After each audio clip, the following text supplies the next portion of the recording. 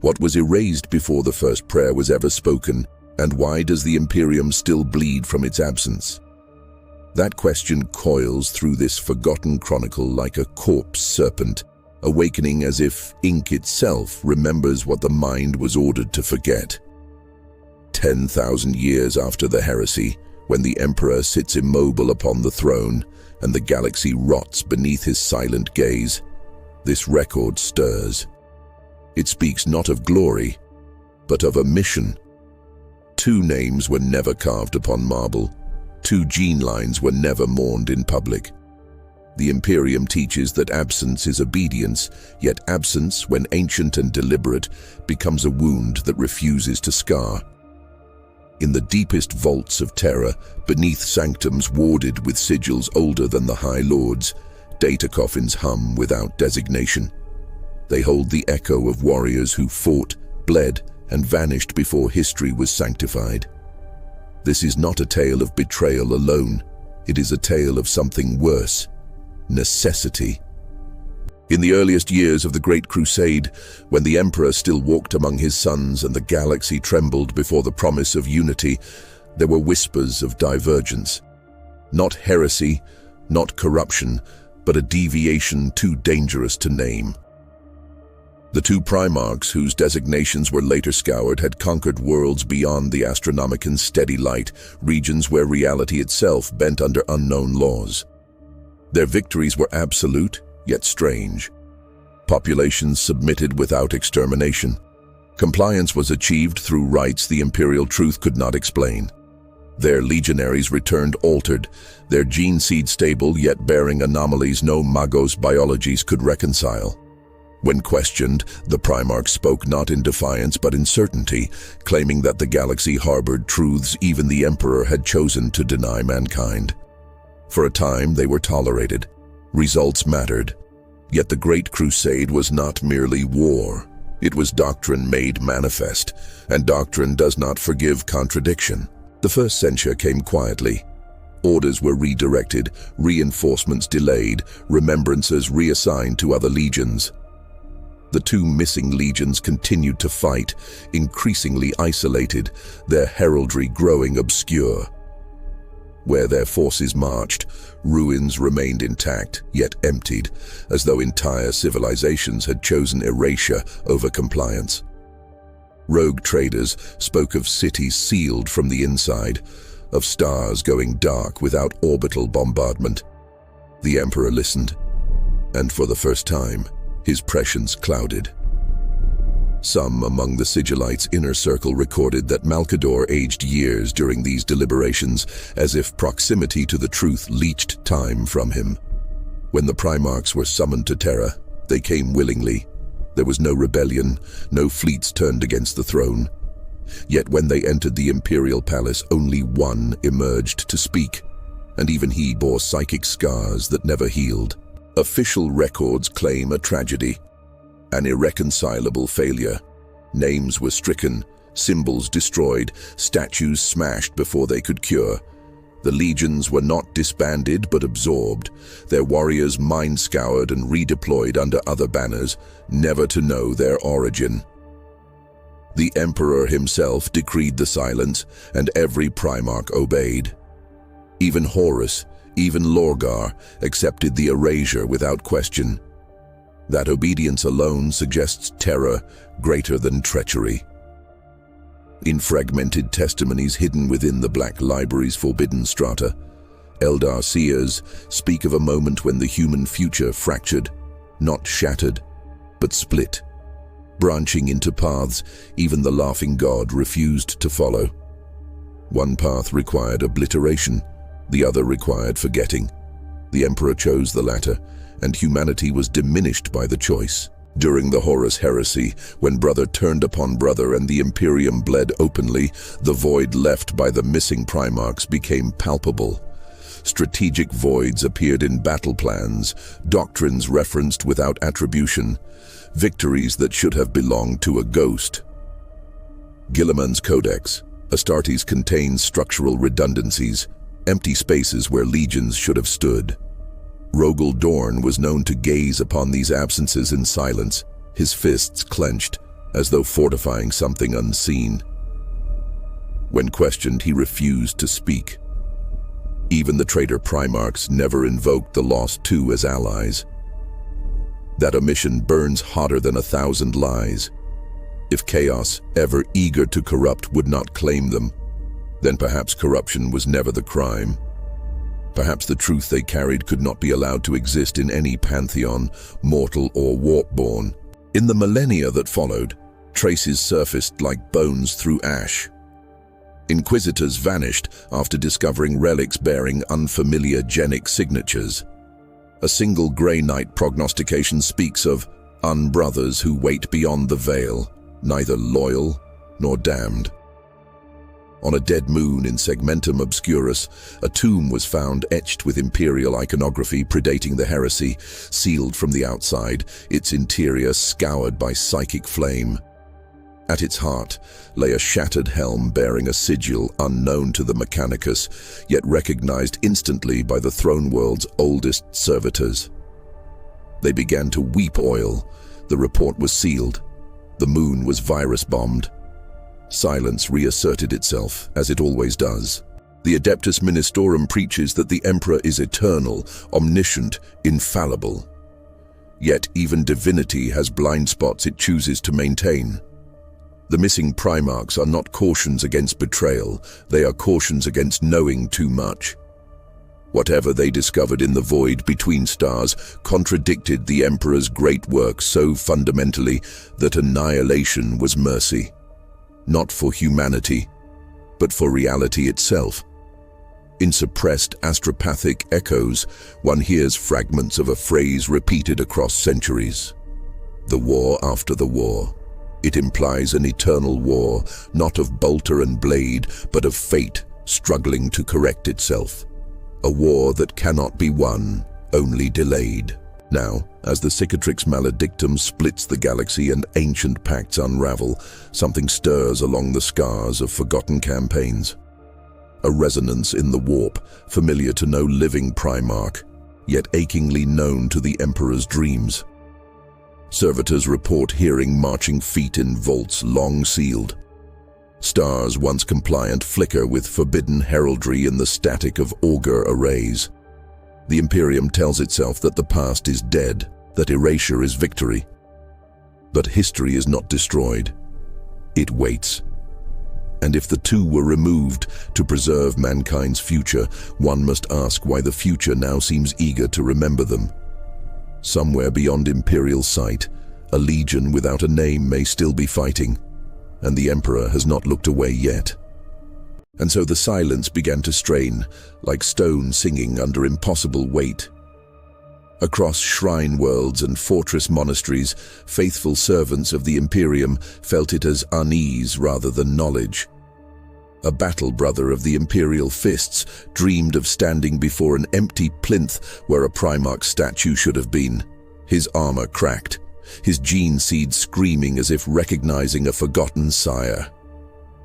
A Ministorum priest on Ophelia 7th found himself faltering mid-sermon, tongue thick with words that did not exist in High Gothic, yet tasted of truth. Even servitors misfired prayers, vox grills stuttering fragments of litanies never approved. The Imperium named such things coincidence, fatigue, warp turbulence. Yet belief is a structure, and cracks propagate silently. Where certainty erodes, questions seep in. And questions long ago were precisely what the Emperor had sought to annihilate along with the two. In the Scholastia Psychana's sealed librams, an interrogator traced a prescribed prophecy known only as the Ashen Convergence. It spoke of the sons who looked outward instead of upward, and of loyalty defined not by obedience, but by outcome.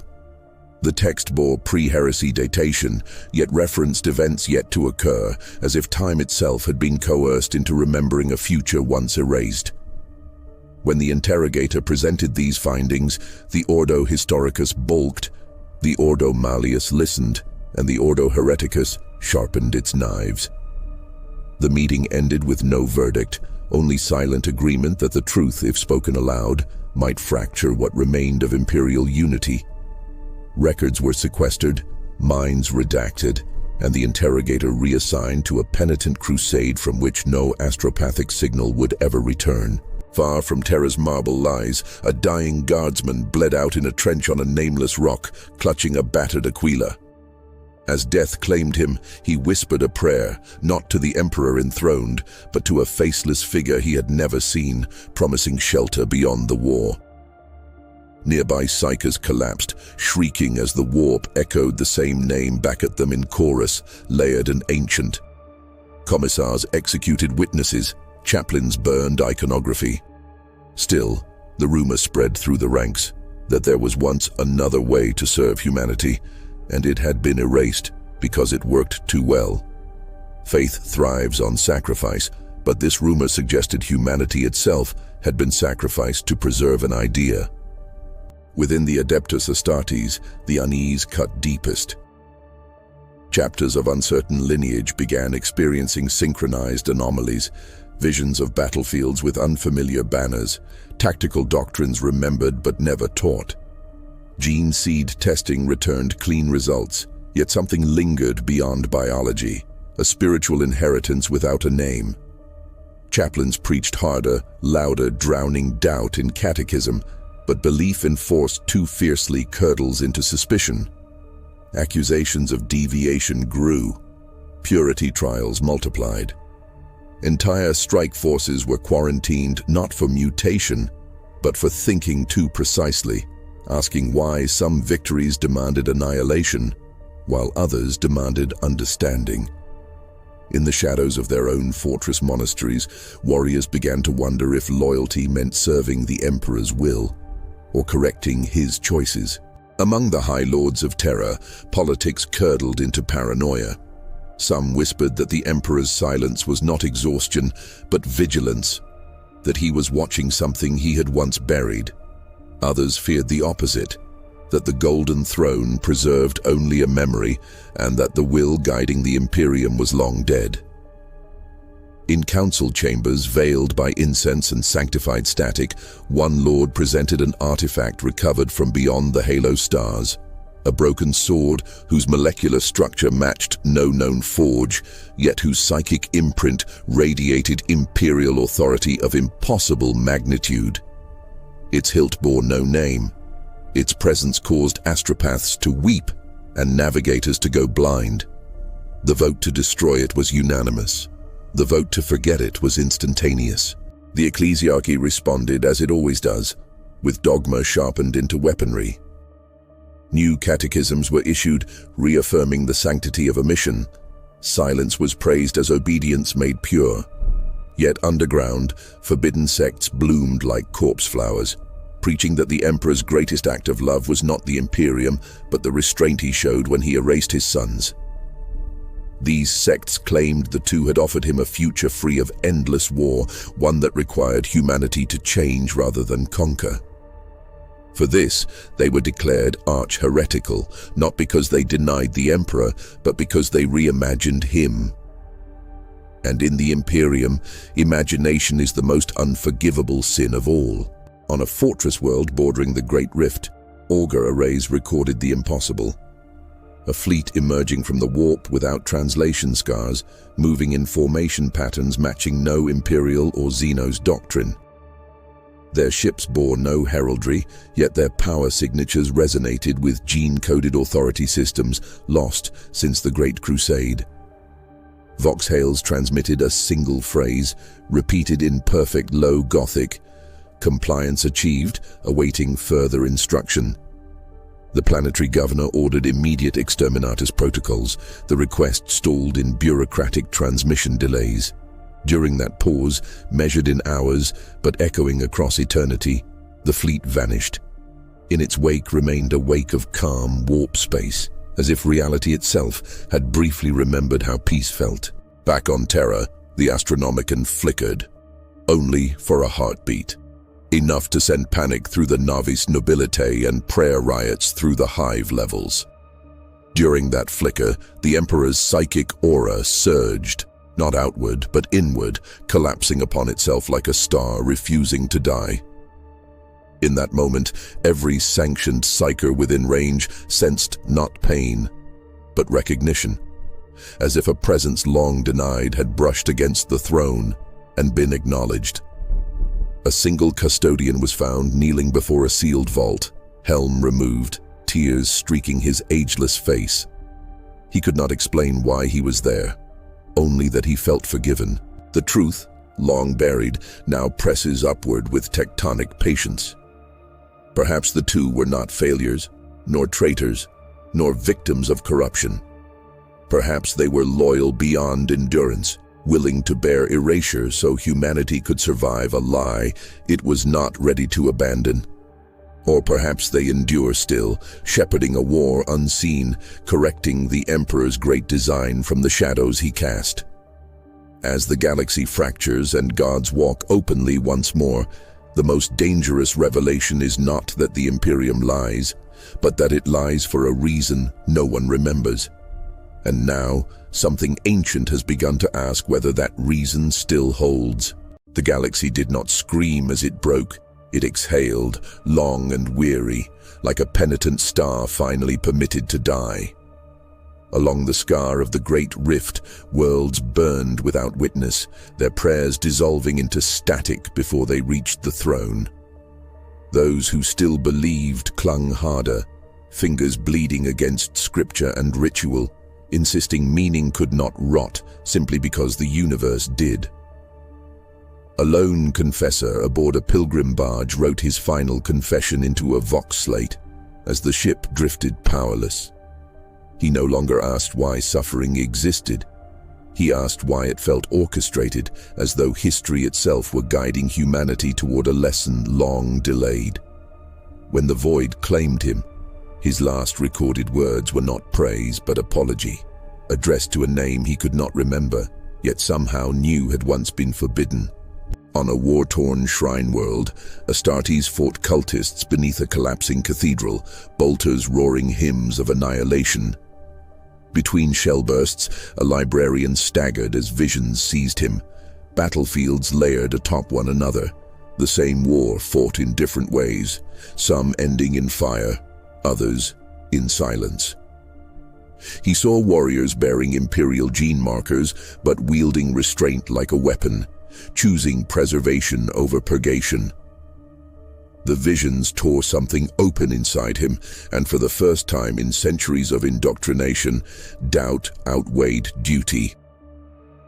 He struck down the cult leader not in anger, but in terror, because the heretic had been smiling in recognition, whispering that the librarian's dreams were not prophecy, but memory.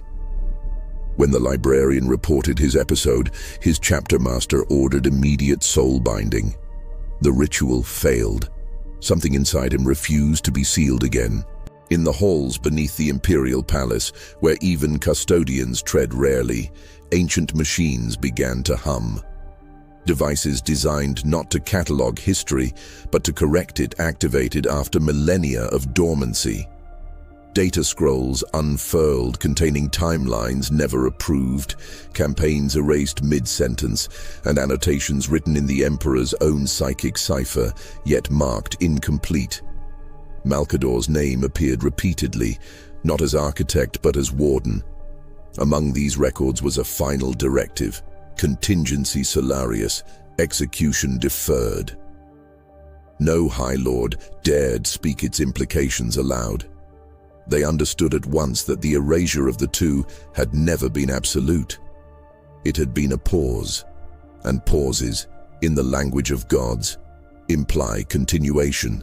Across the warp, demons recoiled from regions that once fed them.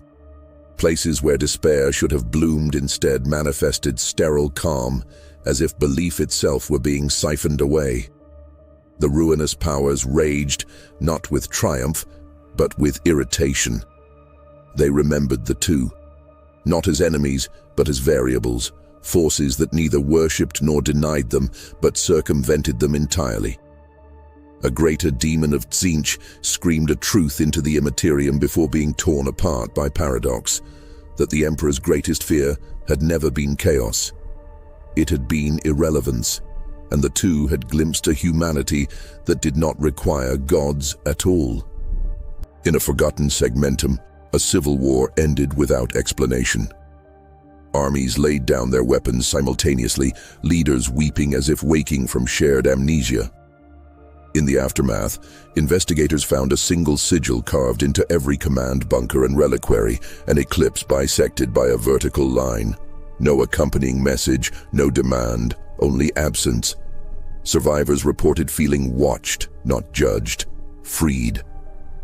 For the Imperium, this was more horrifying than extermination. Freedom undermines obedience. Hope undermines faith. The Inquisition declared the system lost and quarantined it from Imperial records. Yet astropathic choirs secretly sang hymns of gratitude into the void, compelled by an instinct older than Terra's lie. A dying star became the confessional of a navigator lord whose third eye burned with revelations he could not unsee. He recorded visions of vast battles fought not in real space, but in causality itself. Outcomes strangled before birth, horrors undone by never occurring. At the center stood figures of impossible clarity, Primarchs whose aura bent fate rather than breaking it. They did not conquer, they corrected. When the star collapsed into nova, the recording survived, transmitted one final time before the navigators sealed the vault and swore death silence. They knew then that the Emperor's foresight had limits, and that the two had reached beyond them. On Terra, beneath the throne, something changed. The Emperor's psychic presence stirred not violently but mournfully, like a father revisiting a grave he had dug with love and regret. Custodians felt it as heaviness in their bones. One collapsed, murmuring an apology for obedience given too easily. The golden throne bled light. In that moment, a sealed vault opened for the first time since unification, not by command, but by recognition. Inside lay not bodies, nor relics, but a star map etched into obsidian flesh, charting paths that avoided endless war. The map pulsed once, then vanished into light. The truth, at last, assembled itself in broken minds across the Imperium. The two Primarchs had not been erased because they failed. They had been erased because they succeeded. They discovered that eternal war was not destiny, but design. A structure propping up an Imperium that could not survive peace. The Emperor, bound by foresight and sacrifice, chose stagnation over extinction, knowing humanity would hate him for it if they ever learned the price. The two accepted erasure to preserve a future where choice might someday return. Now that future stirs. Across the galaxy, probability fractures close, not toward chaos but away from conflict itself.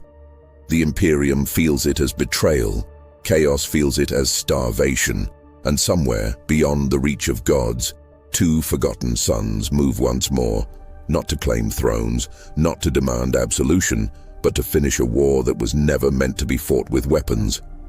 The next correction has already begun. The storm gathered without thunder, a pressure that pressed inward on the souls of the faithful until even breathing felt like betrayal. Across the Imperium Nihilus, banners still rose, oaths still spoken, yet each vow carried a tremor of doubt, as though the words themselves sensed obsolescence. A veteran guardsman on the brink of retirement stared into the void before a deployment and wondered, not for the first time, whether his loyalty had been spent defending humanity or defending a lie humanity needed to survive. He said nothing, tightened his grip on his lasgun, and marched when the whistle blew. That was how devotion endured. Not through certainty, but through habit hardened into identity. And still the stars dimmed one by one, as if listening. In the void above a besieged forge world, a tech priest Dominus calculated the inevitable. Every model predicted defeat, not through insufficient firepower, but through hesitation. A delay introduced by conflicting data streams, impossible outcomes stacking atop one another. The machine spirits whispered of alternate functions, dormant subroutines that prioritized preservation over annihilation. The Dominus recoiled in horror as the sacred logic engines revised themselves. He ordered a purge of the cogitators. The purge failed. The machines did not rebel, they simply refused the command. Somewhere in their logic banks lay an echo of the two, a design choice older than Mars's loyalty, asserting that survival without endless war was not error, but intention. A cardinal world burned as orbital shells fell like judgment incarnate. Choirs sang until plasma washed them to ash. In the aftermath, a lone sister of battle knelt amid the ruins, rosarius flickering, lips bloodied from prayer. She waited for righteous fury to fill her, for the Emperor's presence to roar approval. Instead, she felt only sorrow, vast, paternal, and unbearably tired. Her faith did not shatter, it softened. She began to weep, not for the dead, but for the Emperor himself, trapped within his own sacrifice. When her squad found her, she rose silently and followed orders, yet something had shifted. For the first time, she carried mercy like a secret weapon she dared not use. Across Legion descendant chapters, rituals of remembrance became heavier, longer, infused with rites no codex approved. Veterans dreamed of standing before unseen fathers, not demanding obedience, but asking forgiveness for leaving them buried.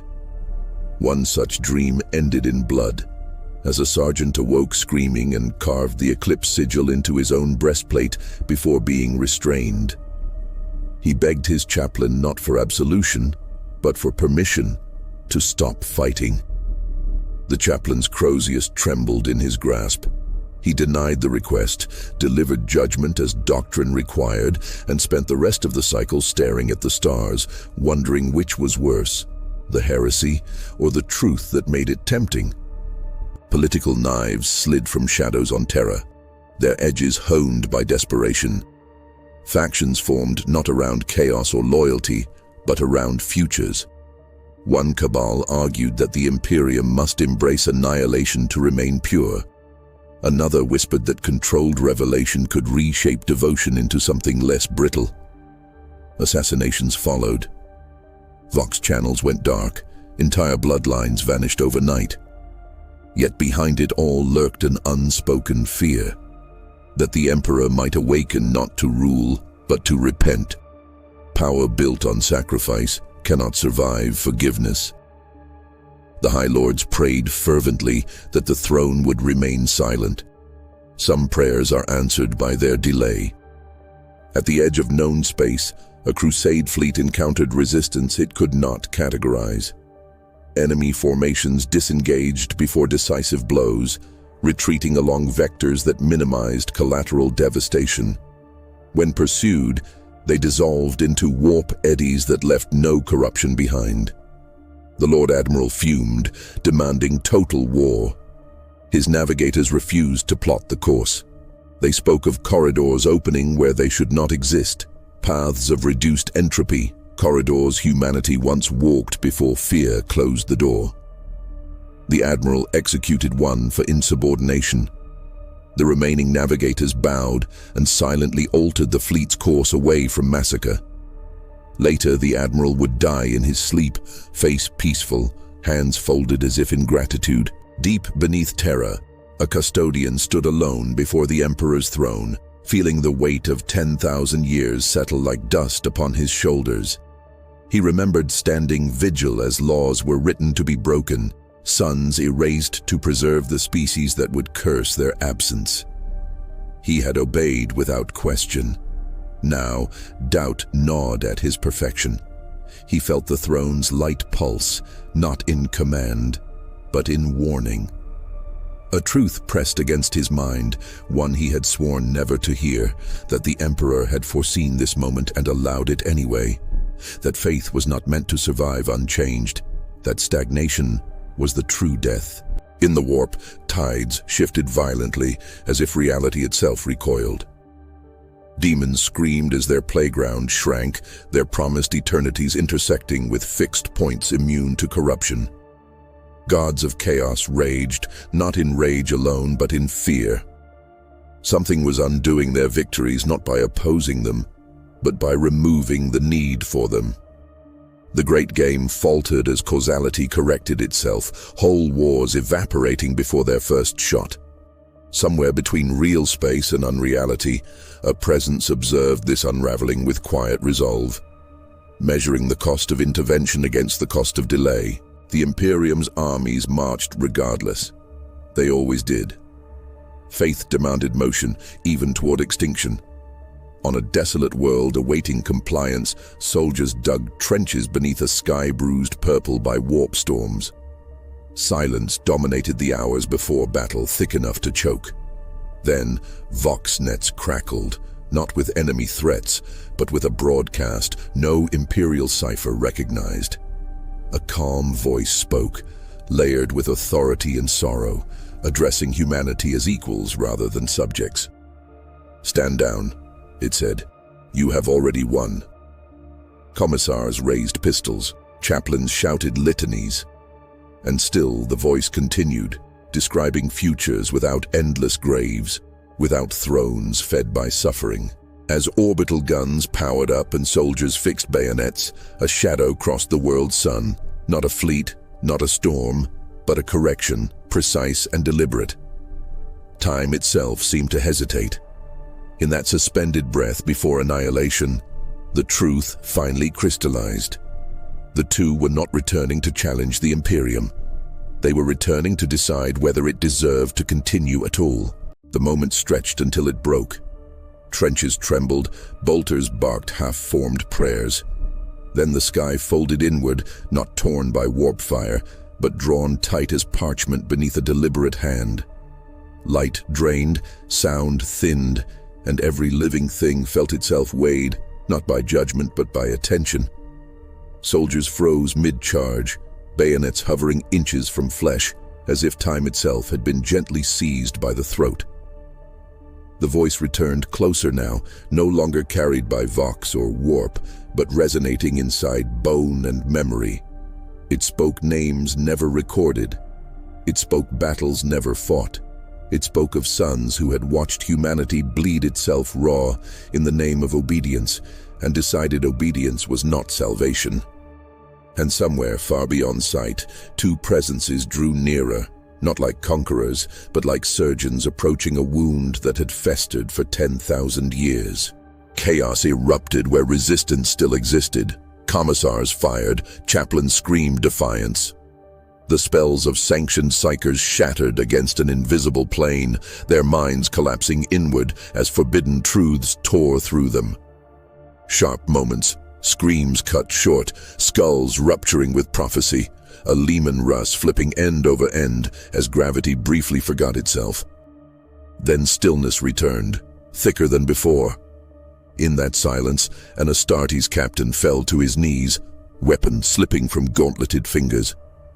He felt his gene seed stir, not rebel, not corrupt, but align, as if recognizing a paternal gravity long denied. He whispered a name he had never learned, and the word broke him open from the inside. At the heart of the convergence, reality peeled back like scar tissue.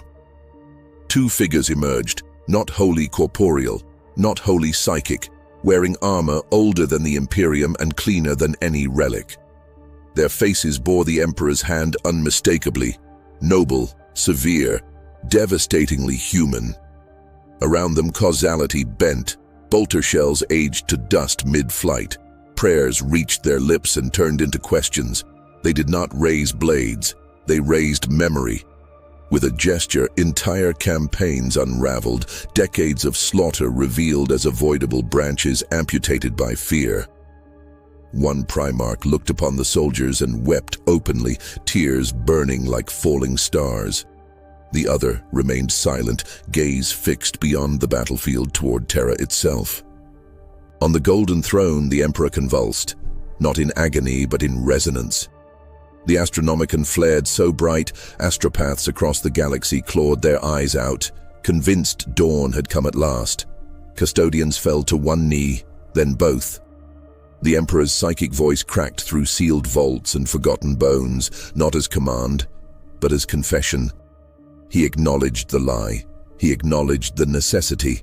He acknowledged that in saving humanity, he had imprisoned it within an endless war because he feared what peace would demand of it. For the first time since the Unification Wars, the Master of Mankind asked, not ordered, his sons to finish what he could not. The warp screamed. The ruinous powers surged, hurling everything they had into the fracture. Demon legions burned as soon as they formed, erased by futures that no longer needed them. Gods recoiled as timelines collapsed into something stable, smaller, quieter. Tzeentch laughed and shattered. Khorne roared and was ignored. Nurgle wept as rot lost meaning. Slaanesh clawed at sensation that could no longer feed obsession. For the first time, the great game stalled, not reset, not reversed, but paused by a force that refused to play. In that pause, one Primarch raised his hand and closed a pathway older than chaos itself. The cost came due. Always it does. To correct the Imperium without destroying it required a sacrifice no empire could survive unchanged. One of the two stepped forward, dissolving into pure causality, becoming not death, but boundary. Endless war would no longer be inevitable, but neither would unity. Humanity would fracture, choose, fail, and learn. The Primarch's form unraveled gently, smiling as if finally allowed to rest. His brother screamed, not in rage, but in grief so profound it cracked moons. That scream echoed across 10,000 years of silence and finally filled it. When the battlefield returned, it was smaller. Guns lay silent. Soldiers stood unsure whether to kneel or flee. Above them, the sky healed, not cleanly, but honestly. The surviving Primarch looked upon humanity one last time. He did not bless them. He did not condemn them. He turned away, stepping into a corridor of diminished violence, carrying the weight of choice forward where no god could follow. Behind him, Imperial forces began firing, not in hatred, but reflex. The shots struck nothing. The future had already moved. In the aftermath, the galaxy breathed. Not easier, never easier, but differently. Wars still raged, but not everywhere. Faith still existed, but fractured, introspective. The Emperor's presence dimmed slightly, as if sleeping deeper or dreaming longer.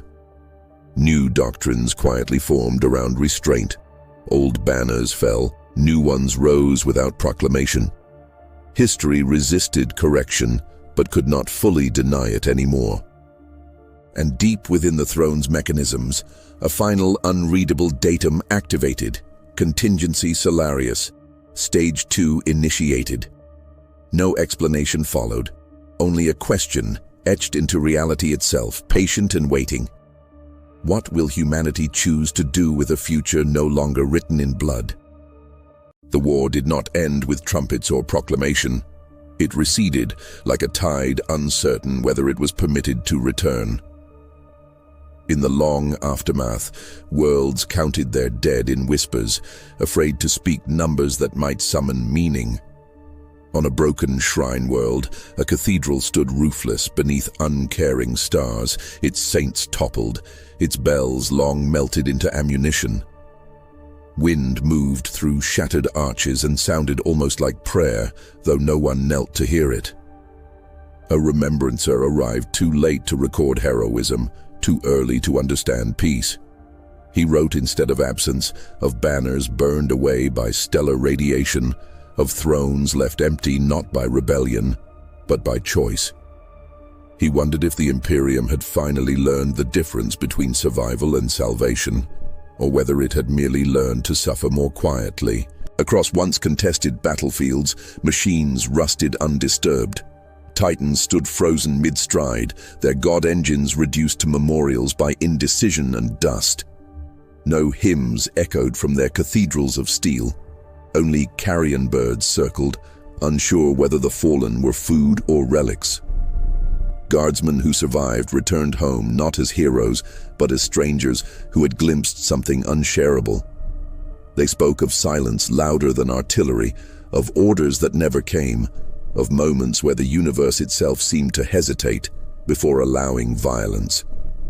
Some drank themselves into forgetfulness, others clung harder to old faith. polishing their aquilus until their fingers bled, insisting that endurance alone was proof of righteousness. None could say whether the sacrifice had been victory or merely reprieve. In the halls of terror, history was rewritten without ceremony. Statues were not raised, archives were quietly amended.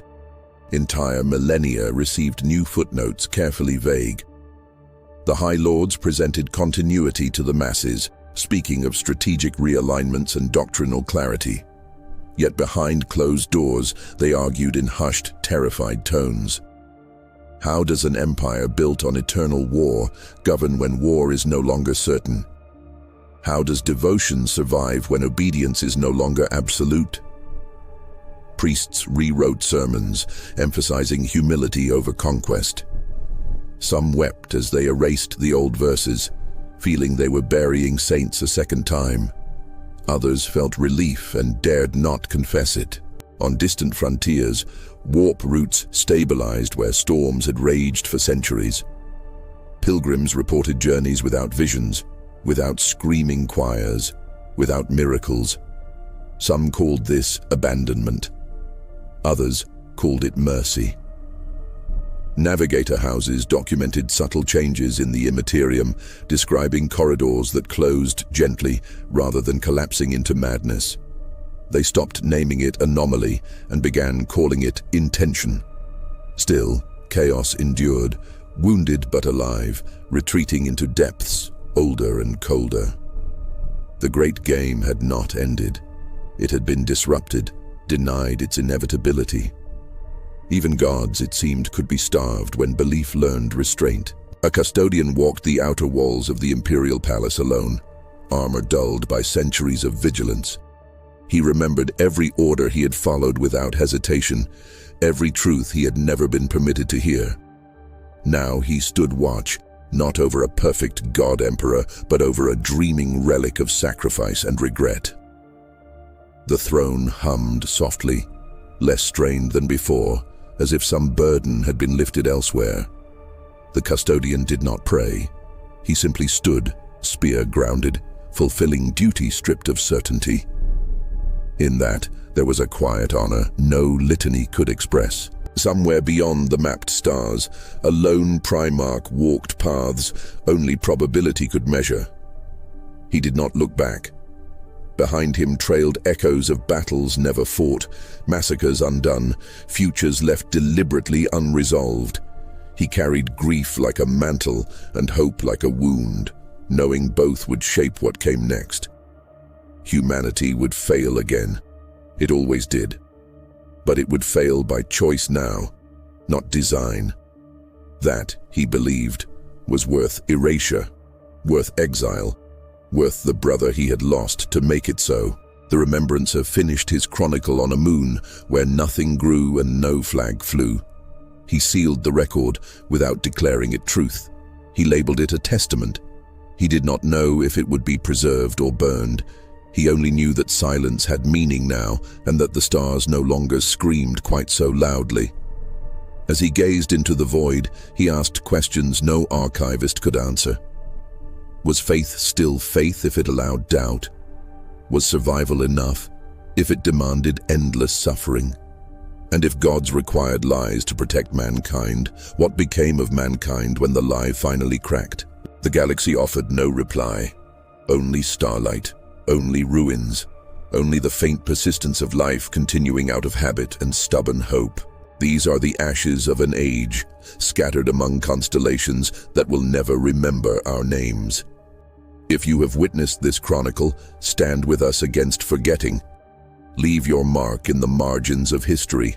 Like, subscribe, share your thoughts below, and bear witness alongside us as the eternal war learns. At last, how to pause.